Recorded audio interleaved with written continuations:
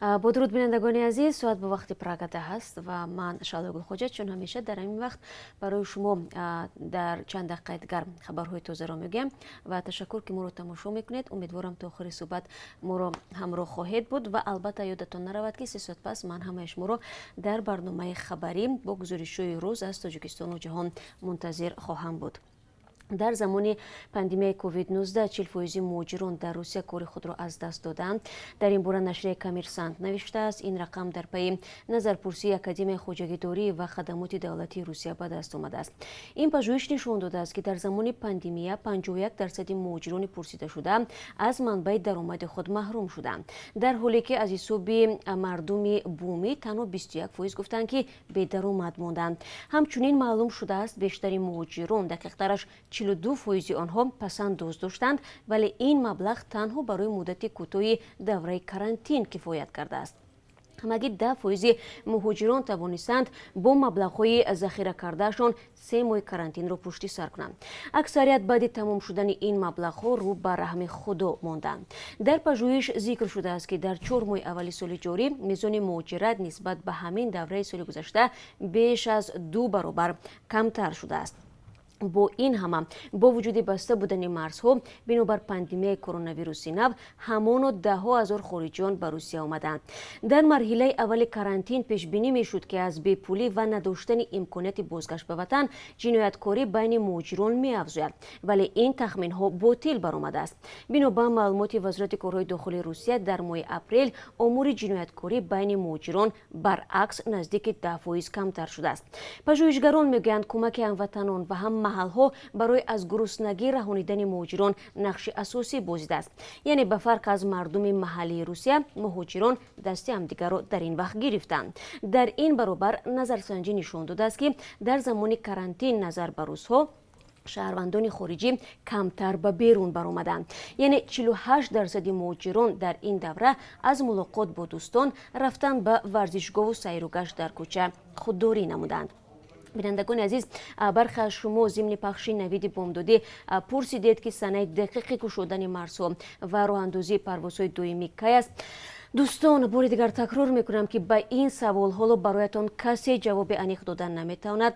به هر آوازه باور نکنید. بلیط هایی که بجز از پروازهای چارتری شرکت ها برای ماه‌های آینده به سمت تاجیکستان پیشنهاد میکنند نخرید و باوری داشته باشید هر وقتی که رسما اجازت شد ما یکم شده شما رو خبردار میکنیم. خبرهای ما رو پیگیری نمایید.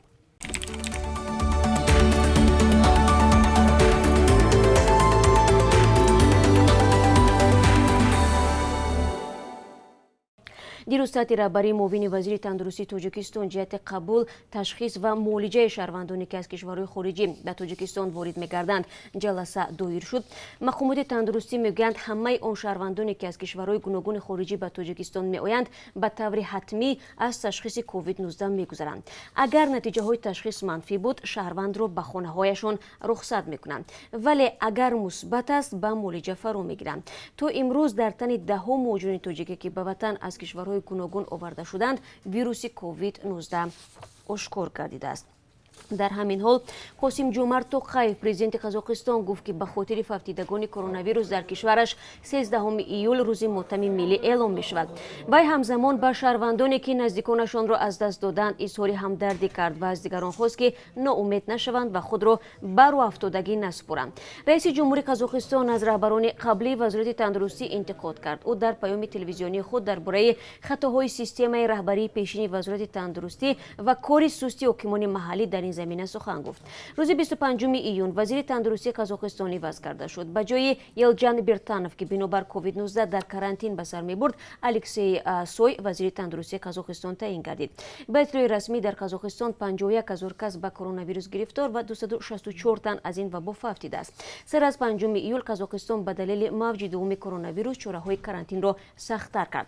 طبق اطلاع وزارت تندرستی این کشور تا آخر ماه ایون در این دولت بر اثر بیماری پنیمونیا 628 کس وفات کرده است. و امروز جلسه ایستادی مبارزه با کرونا ویروس در سربیا دایر می شود. دوشنبه گذشته در بلگراد اعتراض بر ضد اقدام‌های اینستیتوت با اعتراض‌های غضب‌آلود مردم مواجه شد. امشب پلیس با استفاده از گاز اشک‌آور اعتراضگران را از نزد بینای پارلمانت سربیا دور کرد. اصلا اعتراض هفتم ایول آغاز یافته بود. آن زمان پرزیدنت سرب الکساندر ووچیچ اعلان کرد که مسافه‌گیری اجتماعی را اجباری خواهد کرد و همچنین تصمیم دارد که قیود شبگردی جاری نماید. این تصمیم اعتراضگران را به میدان نزد پارلمانت سربیا برآورد. دیروز ووچیچ گفت او و دیگر مقامداران دولتی احتمال از بین بردن قیود شبگردی آخر هفته را بررسی میکند و قرار نهایی در مسئله جاری شدن محدودیت‌ها امروز قبول می شود.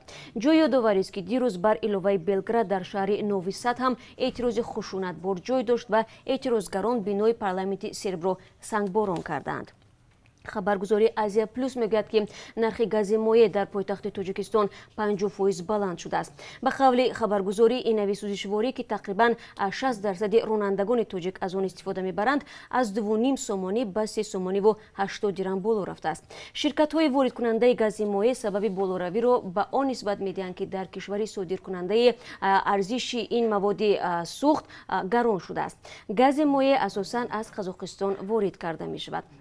و یک خبر دیگر، یک سرباز قطاری 17 سنگپاره را فرو میبرد تا اینکه از خدمت حربی آزاد شود. دادگاه حربی گارنیزون دوشنبه از این سربازی که به جان خودش جبر کرده است اوتابک ابراهیموف نام میبرد. به قبل دادگاه او 12 نوامبر سال گذشته از شهر ترسونزاده به ارتش دعوت شده در قسم نظامی مربوط به آگنتی تعینات اموال مخصوص خدمت میکرده است.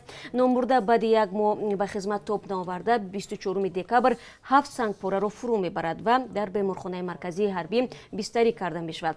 پس از یک هفته سرباز ضمن در بیمارخانه قرار داشتنش باز 10 سنگپاره دیگر را فرو برده است.